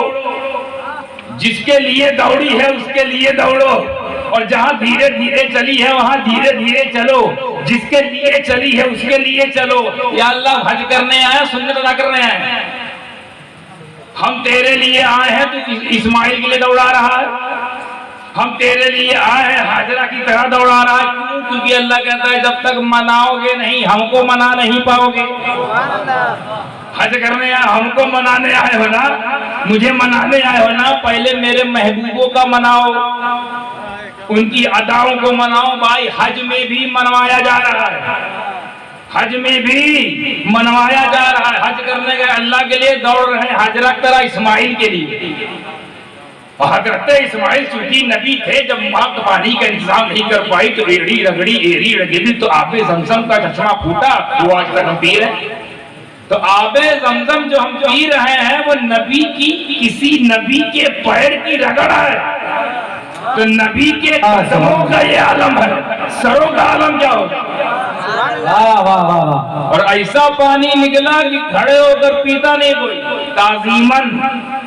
بیٹھ کے کوئی نہیں پیتا، معاف کیجیے گا، کھڑے ہو کر تعظیماً پیتے. میرے نبی بھی اس پانی کو بیٹھ کے نہیں پیتے، کھڑے ہو کے پیتے تھے تعظیماً. کیونکہ نبی جانتے ہیں نبی کون ہوتا ہے، اور نبی کے قدموں سے رگڑ سے جو چشمہ نکلا اس کا اہمیت مصطفیٰ جانے رحمت سے بہتر کون جانے گا. تو یہ ہوا ایک رکن ہو گیا. اس کے بعد کیا ہوتا ہے؟ آؤ طواف کرو. تو طواف نہ کرے، اللہ جہان سے پاک ہے، مکان سے پاک ہے، پلیس سے پاک ہے، استھان سے پاک ہے. تو جب تم کسی استھان میں رہتے نہیں ہو، کسی پلیس پہ رہتے نہیں ہو، کوئی تمہارا ٹھکانہ نہیں ہے، تو ایک پتھر کی بلڈنگ پہ کہاں چکر لگوا رہے ہو؟ وہاں ہو کیا؟ مجھے وہاں کہاں تلاش کرو، میں تو ہر جگہ ہوں. یہ دیکھو جب آدم نے تعمیر مکمل کی تھی تو پہلا کام کیا کیا؟ طواف کیا. تو اے آدم کے ماننے والوں، تم بھی طواف کرو تاکہ اس کی بھی سنت ادا ہو جائے اور تمہارا حج ہو جائے. یعنی نبیوں کو چھوڑ کر تو حج بھی نہیں ہوتا بھائی. نبیوں کی سنت کو چھوڑے بغیر حج نہیں ہو رہا ہے. یہاں سب کیے جا رہے ہیں، سب کیے جا رہے ہیں. اس کے بعد کیا ہوتا ہے؟ ہر چکر کیا کرتے ہیں؟ حجر اسود کو چومتے ہیں. حجر اسود اللہ ہے. حجر اسود کیا اس لائق ہے کہ اس کو حج جیسی قیمتی عبادت میں ایک پتھر کو چوما جائے؟ کوئی حیثیت ہے پتھر کی؟ مگر چومتے ہیں. اب وہ لوگ بھی چومتے ہیں جو چومنا شرک سمجھتے ہیں. ایسا سسٹم اللہ کا. آؤ انڈیا میں چومو گے نا، انڈیا میں گورا گورا پتھر نہیں چومتے، آؤ کالا کالا چومو. ہم تو گورا گورا بھی چومتے ہیں، ماربل لگی ہوئی. اپنا مقدر دیکھو. اچھا چومنے کی عادت ہے اس لیے ہم لوگوں کو وہاں کوئی ٹینشن نہیں. ٹینشن تو ان کو ہوتا ہوگا. پورے انڈیا میں ان لوگوں کو بیوقوف بنا کے چوموانا منع کیا. یہاں چومنے سے سٹارٹنگ ہو رہی ہے، بغیر چومے طواف نہیں ہو رہا ہے. یعنی ہم وہاں غلط ہے کہ یہاں ہمارے ساتھ غلط ہو رہا ہے؟ وہی تو غلط ہے. یہ تو تم غلط ہو، تمہارے ساتھ جو قانون لے کے آیا ہے اللہ کے رسول کا، اللہ کا پیغام، وہ غلط ہے. اب انہوں نے ایک جگاڑ لگایا. اچھا پتھر تو ہم واقعی نہیں چومتے، ایک جگاڑ لگایا. بچنے کے لیے کیا کرے؟ پھنس گیا نا. یہاں چومنے کے لیے منع کرتا، چومنا شرک، چومنا شرک، چومنا شرک. وہاں چومنا فرض. اب جب فرض ہو گیا پھنس گئے تو پوچھا گیا ایک دھرا منازع. انڈیا میں تو آپ کہتے تھے، آپ کی تقریر سننا یوٹیوب پہ، تو چومنا غلط ہے، چومنا حرام ہے، چومنا شرک ہے. یہاں تو چوم رہے ہو، اب خوب کالا کالا چوم رہے ہو. کاہے چوم رہے بھیا؟ جب چومنا شرک ہے تو یہاں عبادت کرنے آئے ہو شرک کرنے آئے ہو؟ حج کرنے آئے ہو مشرک بننے آئے ہو؟ سوال اٹھتا ہے نا، حج کرنے آئے ہو یا کافر بننے آئے ہو؟ تو بولتے ہیں پھنس گئے، تو جگاڑ نکالا، بائی پاس کہ دیکھو پتھر کو تو واقعی ہم لوگ نہیں چومتے، اور پتھر کو کوئی چومنا فائدہ مند ہے بھی نہیں، اس کو اس لیے چوم لیتے ہیں کہ رسول پاک صلی اللہ علیہ وسلم نے ایک مرتبہ اس کو چوما تھا۔ سبحان اللہ سبحان اللہ۔ رسول پاک نے چوما، اس لیے ہم چومنے لگے اور ہم پر فرض ہو گیا کہ چوم کے ہی سٹارٹنگ ہوگی، یہ بھی نبی کی سنت، بغیر چومے حج بھی نہیں ہو رہا ہے۔ بس یہی میں نے پکڑ لیا کہ حضرات یہاں سے ہمارا تمہارا معاملہ ایک ہو گیا، مگر تم ٹھہر گئے یہیں تک، تم ٹھہر گئے یہیں تک۔ کہاں تک کہ تم نے کہا کہ حجر اسود کو اس لیے چومتے ہیں کیونکہ یہاں نبی کا لب لگا، لب لگا، لب لگا، اس لیے ہم اس کو چومتے ہیں۔ تو تم یہیں تک رہ گئے، ہمارا مقدر دیکھو، ہم حجر اسود اس لیے چومتے ہیں کیونکہ وہاں نبی کا لب لگا ہے، لب لگا ہے، اور سنہری جالی کو اس لیے چومتے ہیں کہ وہاں نبی کا سب لگا ہے۔ تکبیر، نعرہ رسالت، نعرہ حیدری، نعرہ حیدری، شہزادہ حضور غازی ملت، عظمت مصطفیٰ۔ چومتے یہ بھی ہیں۔ اچھا یہ چومتے ہیں بغیر، ان سے پوچھو کہ پہلے اگر چومنا شرک ہے تو، اگر چومنا شرک ہے تو ان سے پوچھو کونے میں لے جا کر کہ پہلے شرک ہوا تب تم پیدا ہوئے تھے، سمجھو، پہلے تمہارے امی ابو نے شرک کیا ہوگا تب تم پیدا ہوئے ہوگے۔ اگر چومنا شرک ہے یہاں پھنس جاتا ہے تو کیا بولتا معلوم ہے؟ ہمارے امی ابو یا ہم خود جب اپنی اہلیہ کو، زوجہ کو چومتے ہیں تو عبادتاً تھوڑی چومتے ہیں، محبتاً چومتے ہیں، عبادتاً نہیں چومتے، محبتاً چومتے ہیں۔ بس ہاتھ پکڑ لو بھائی، سی بات ہے کہ بس یہاں ہمارا تمہارا معاملہ تو ایک ہو گیا، بس مقدر کا کھیل ہے، نصیب کا کھیل ہے کہ تم بھی چومتے ہو ہم بھی چومتے ہیں، تمہارے وہاں بھی چومنا ہے ہمارے وہاں بھی چومنا ہے، مگر تم خالی زوجہ تک رہ گئے، ہم روزہ تک پہنچ گئے۔ واہ واہ واہ واہ، سبحان اللہ سبحان اللہ، کیونکہ اب تمہاری محبت زوجہ تک، ہماری محبت روزہ تک۔ سبحان اللہ۔ عبادتاً چومنا واقعی شرک ہے۔ ارے پہلی بات تو چومنا شرک ہی نہیں ہے، میں اس پر کوئی اور بات کروں گا، چومنا شرک ہے ہی نہیں، ہو ہی نہیں سکتی۔ شرک اسے کہتے ہیں کہ ہر وہ کام کیا جائے جو اللہ کے لیے ہے وہ کسی اور کے لیے کیا جائے، یہ کرنا شرک ہے۔ لیکن جو کام آپ خدا کے لیے کرتے ہو کسی اور کے لیے کرو تو یہ شرک ہو جاتا ہے۔ اسی لیے میں کہتا ہوں چومنا شرک نہیں ہو سکتا، کیونکہ ہم خدا کو چوم ہی نہیں سکتے۔ تو جب خدا کو چوم نہیں سکتے تو جس کو چومیں گے وہ شرک کیسے ہوا؟ اس پر کبھی اور بحث کریں گے۔ آگے مدعے بھی آتے ہیں کہ جب جب نعمت ملی، کسی کو آب زمزم ملا تو وہاں دوڑایا جا رہا ہے، کسی کو تعمیر مکمل ہونے کا جذبہ پورا ہوا تو طواف کر رہا ہے۔ پھر حضرت ابراہیم علیہ السلام کی جگہ پر ایک نہیں مقام ابراہیم پر 2 رکعت نماز پڑھنی پڑتی ہے۔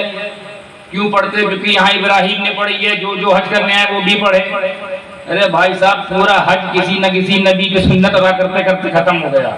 کنکڑی مار رہے ہیں، ہم کہیں کنکڑی مارے؟ بہکایا گیا تھا ابراہیم علیہ السلام کو، شیطان بہکا رہا تھا اسماعیل علیہ السلام کو، انہوں نے کنکڑی ماری۔ ہم کیوں مارے؟ کیونکہ تم ان کے غلام مارو، میں کہہ رہا ہوں مارو، میں کہہ رہا ہوں مناؤ تو مناؤ، تو منا رہے۔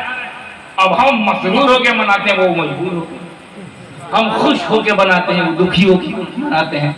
تو اپنے اپنے مقدر کی بات، یعنی ہم لوگ صحیح رستے پر ہے کہ نہیں؟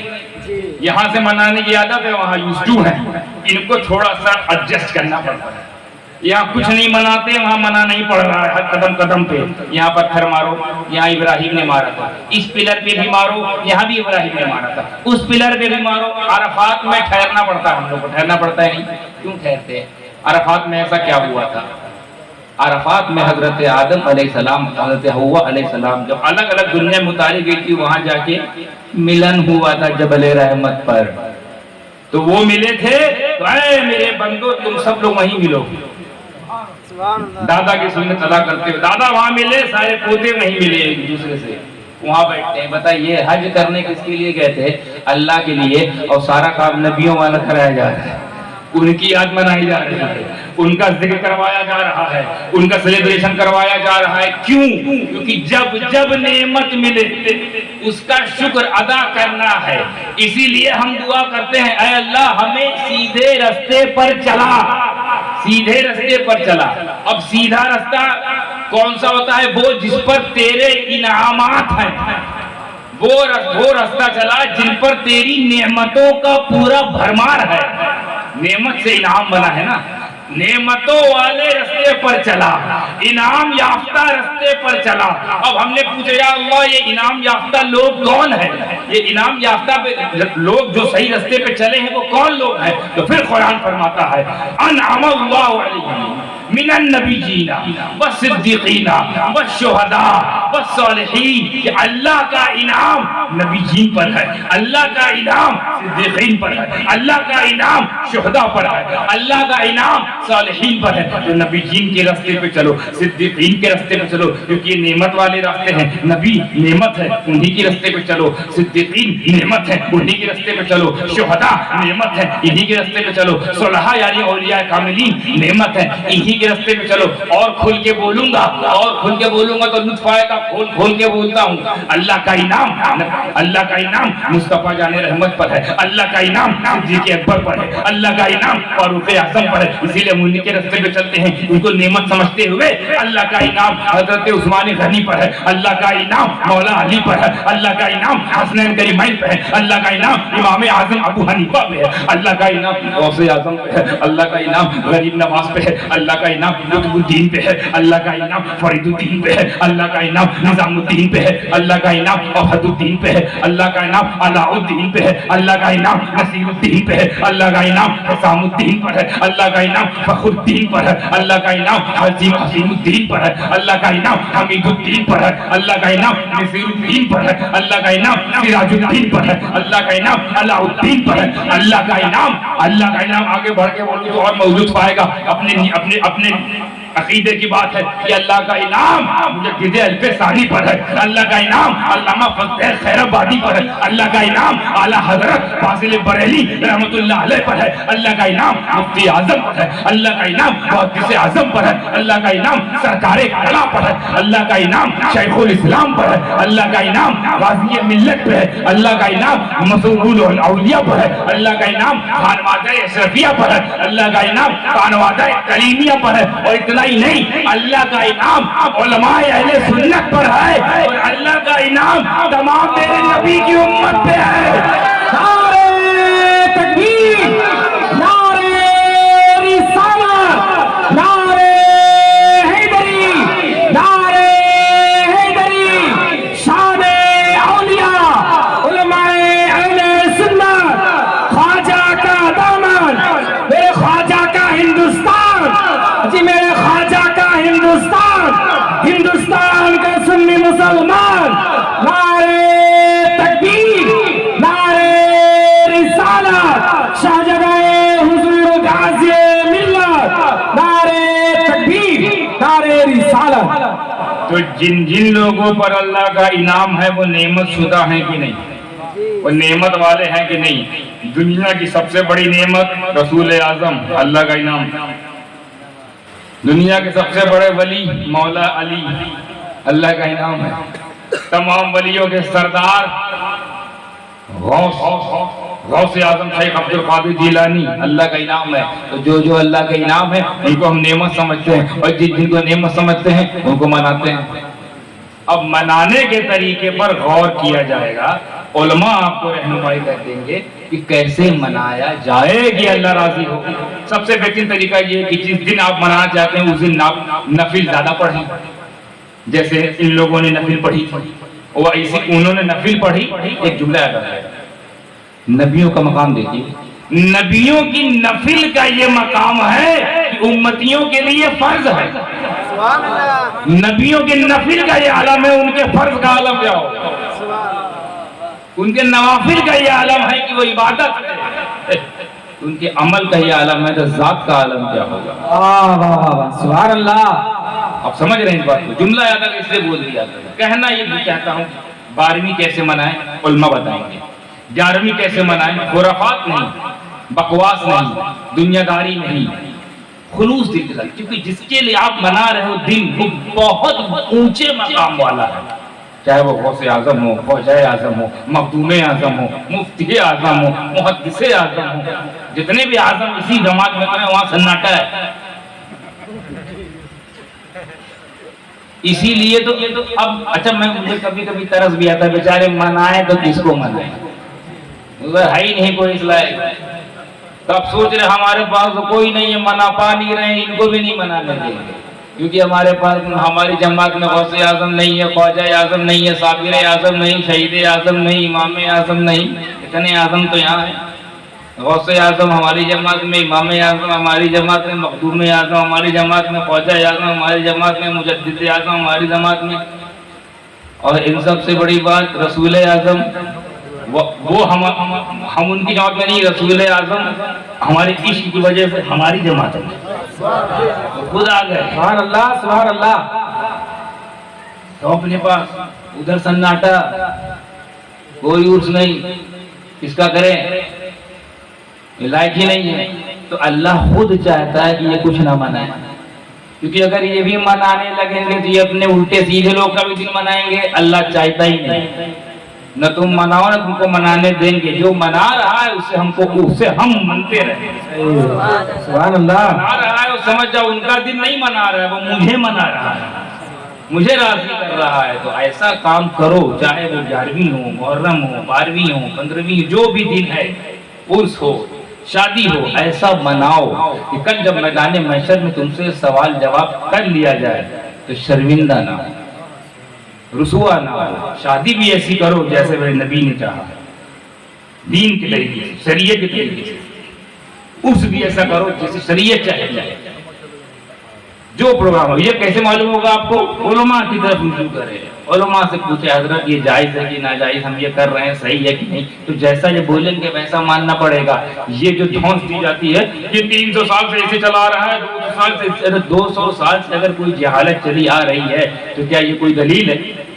میرے نبی بھی جب دین لے کے آئے تھے تو بہت کچھ چل رہا تھا پہلے سے، تو کیا یہ دلیل صحیح تھی؟ ارے ہم ہمیشہ بچیوں گاڑ دیتے ہیں، زندہ تو گاڑنے دو، نہیں گاڑنا ہے گناہ ہے۔ ارے ہمیشہ ہم زنا کرتے تھے، کرنے دو، نہیں کرنا ہے گناہ ہے۔ ارے ہم شراب پیا کرتے تھے، پینے دو، برسوں سے ہمارے باپ دادا پیتے تھے، نبی نے منع کیا، چھوڑ دیا گیا۔ بچیوں کو درگور کیا جاتا تھا، نبی نے منع کیا، چھوڑ دیا گیا۔ بیوہ کو گاؤں سے نکال دیا جاتا تو نبی نے منع کیا، چھوڑ دیا گیا۔ تو نبی ہی کی تو وراثت لیے بیٹھے ہیں لوگ، علم نبی کس کے پاس ہے؟ علماء کے پاس۔ تو جو یہ بولتے ہیں اپنے پیٹ سے نہیں بولتے، نبی کے علم کے ذریعے بولتے ہیں، تو ان کی قدر کرو کیونکہ ان کے سینے میں علم مصطفیٰ ہے۔ سبحان اللہ۔ آل رسول کی اس لیے قدر کرو کیونکہ ان کے اندر نور مصطفیٰ ہے۔ واہ سبحان اللہ۔ علماء کی اس لیے قدر کرو ان کے اندر علم مصطفیٰ ہے۔ دونوں کی صراحتاً گستاخی کرنا کفر ہے۔ حضرت اعلیٰ فرماتے ہیں دونوں کو، عالم کو عالم جان کر گناہ کرنا کفر ہے، گستاخی کرنا، اور سید کو سید سمجھتے ہیں، سید لوگ ایسے ہی ہوتے ہیں، بلانا ڈھماکا۔ یہ ہوتا ہے کہ سید سے کوئی غلطی ہو گئی، وہ غلطی پکڑی، عالم سے کوئی غلطی ہوگی، غلطی پکڑی، مگر عالم ہی کیوں پکڑ لیا آپ نے بھائی؟ سید سے ہی کیا تم کو بغض ہے؟ تو بلا وجہ عالم سے بغض رکھنا عالم ہونے کی حیثیت سے، بلا وجہ سید سے بغض رکھنا سید ہونے کی حیثیت سے، اعلیٰ فرماتے ہیں کفر ہے۔ یہ ہے مسلک اعلیٰ حضرت۔ عجیب آج کل دور چل گیا ہے، اچھا ایک دور اور چلا ہے مسلک اعلیٰ کو لے کر، سب یہ چاہتے ہیں کہ ایک ہی جھنڈے کے نیچے سب آ جائیں، باقی سب ادھر ادھر ہو جائیں۔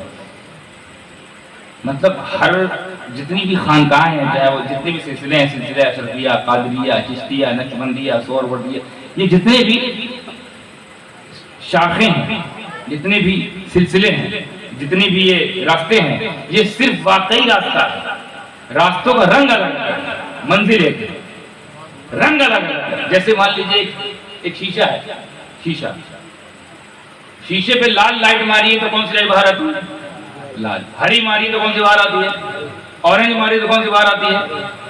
کلر صرف گیا اور کلر جہاں جا رہا ہے ریفلیکٹ ہوتے وہ منزل ہے۔ تو اب اگر آپ بایا مدینے لال رستے سے جا رہے ہیں تو وہیں جائیں گے، ہرے رستے سے جا رہے ہیں تو مدینے جائیں گے، اورنج رنگ سے جا رہے ہیں تو مدینے جائیں گے۔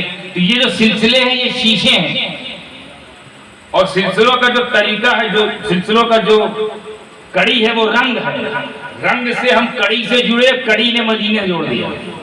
واہ واہ سبحان اللہ۔ رنگ الگ الگ ہوگا، شیشہ الگ الگ ہوگا، منزل ایک ہے۔ تو یہ سمجھنے والوں کہ میرا ہی سلسلہ نمبر 1 ہے، دھوکے میں ہو۔ یہ سمجھنے والوں میرا ہی پیر ٹاپ پہ ہے، دھوکے میں ہو۔ یہ سمجھنے والوں کہ میری ہی خانقاہ پہ اگر آپ سر نہیں جھکاؤ گے تو آپ سنی نہیں ہو، یا آپ غافل ہو، یا آپ گمراہ ہو، غلط ہے۔ جس طرح ہم ایمان ایک نبی پر لاتے ہیں، کلمہ ایک نبی کا پڑھتے ہیں، اور ماننا ہر نبی کو پڑھتا ہے۔ کیوں؟ کیونکہ اسی نبی نے ان نبیوں کو منوانے کا حکم دیا۔ اور اگر کسی نے مان لیجیے خدا نہ خواستہ اسی نبی کا کلمہ پڑھ کر کسی ایک نبی کا انکار کر دیا، یا کسی ایک نبی کی نبوت کا انکار کر دیا، یا کسی ایک نبی کی نبوت کو ہلکا سمجھ لیا، یا کسی نبی کی تحقیر کر دی، تذلیل کر دی، تو یہ جو کلمہ ہے، جس نبی کا کلمہ پڑھے ہو وہ کلمہ تمہیں بچا نہیں پائے گا۔ کلمہ ایک نبی کا پڑھنا ہے، ماننا ہر نبی کو پڑھتا ہے بلا تشبیہ۔ اسی طریقے سے مرید ایک ولی سے ہوتے ہیں، ماننا ہر ولی کو پڑھتا ہے۔ کسی ایک ولی کا انکار کر دو گے تمہاری مریدی تمہیں بچا نہیں پائے گی۔ حق ہے۔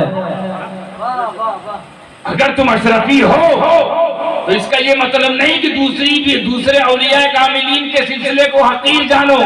اشرفی ہونے کے باوجود اگر تم نے رضویوں کو ہلکا سمجھا، اشرفی ہونے کے باوجود اگر تم نے نقشبندی، سہروردی، نوری، برکاتی، کلیمی ان سب کو ہلکا سمجھا تو مخدوم اشرف نہیں بچائیں گے۔ حق ہے۔ اور اگر کلیمی ہونے کے باوجود تم نے اشرفیوں کو ہلکا سمجھا، سلسلہ اشرفی کی تحقیر کی، سلسلہ چشتیہ کو ہلکا سمجھا، سلسلہ قادریہ پہ انگلی اٹھائی تو مسرور الاولیاء نہیں بچائیں گے۔ حق ہے، یہ سچ ہے۔ آنکھ بند کرنے سے سچ نہیں ختم ہوتا۔ بے شک بہت کو۔ کبوتر کے سامنے بلی آ جاتی ہے، کبوتر آنکھ بند کر لیتی ہے، سوچتی بلی چلی گئی، بلی اپنا کام کر لیتی ہے۔ آنکھ بند کرنے سے بلی خطرہ جاتا نہیں ہے۔ تو اس سچائی سے منہ پھیر لینے سے قانون نہیں بدلے گا۔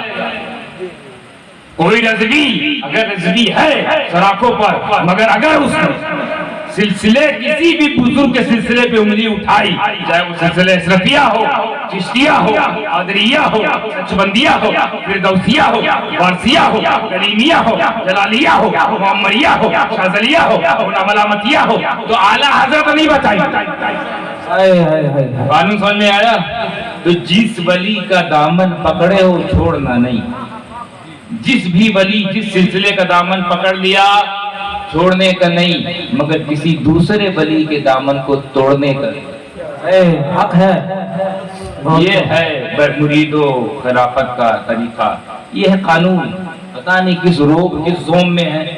میرے پیر جیسا کوئی کا پیر نہیں، میری خانقاہی بھائی صاحب کہاں یہ حوالہ ہو گیا کس قرآن کس حدیث میں آیا ہے کہ تمہارے پیر جیسا کوئی پیر نہیں؟ یہ کون سے پارے میں لکھا ہے؟ بخاری شریف، مسلم شریف، ترمذی شریف، ابو داؤد شریف، نسائی شریف، ابن ماجہ کہیں لکھا ہے کہ سلسلہ اشرفیہ کی طرح کوئی سلسلہ نہیں؟ کہاں لکھا ہے بھائی؟ سلسلہ رضویہ کی طرح کوئی سلسلہ نہیں بھائی۔ کون سا حوالہ دے رہا ہو؟ یا کسی ولی کے منہ سے کسی ولی کا قول بتا دو۔ غوث اعظم فرماتے ہیں کہ سلسلہ رضویہ، سلسلہ کلیمیہ، سلسلہ اشرفیہ کی طرح میرا بھی سلسلہ نہیں ہے کوئی ایسا قول۔ تو جب یہ بڑوں نے نہیں کہا تو یہ پڑھو پڑے کیوں کہتے ہیں؟ یہ جو بڑے بڑے تھے وہ نہیں بولے، اونچے اونچے نہیں بولے، نیچے نیچے والے اونچوں سے پنگا لے رہے ہیں۔ اے بھائی ایسا کام نہ کرو کہ جب میدان محشر میں اٹھو اور اس خوش فہمی سے آپ اٹھے ہم تو اشرفی ہیں مخدوم پاک بچا لیں گے، ہم تو کریمی ہیں کلیم الاولیاء بچا لیں گے، ہم تو رضوی ہیں اعلیٰ بچا لیں گے۔ پتہ چلا اس کا پہلے ہی پلہ جھاڑ کے سائڈ میں کہ میں تجھے کیا بچاؤں، تم نے تو ایسی جماعت سے پنگا لے لیا۔ اور جو اولیاء اللہ کہلاتے ہیں، اور اللہ فرماتا ہے جو اولیاء اللہ سے پنگا لے اس سے میں کھلی جنگ کا اعلان کرتا ہوں۔ تو بھائی جب اللہ سے تم نے جنگ مول لی تو یہ ولی اللہ کیا کرے؟ بے شک تمہارا کیس سپریم کورٹ میں چلا گیا، اب سیشن کورٹ والے کیا کریں گے بھائی؟ تو آپ سمجھے قانون، تو جو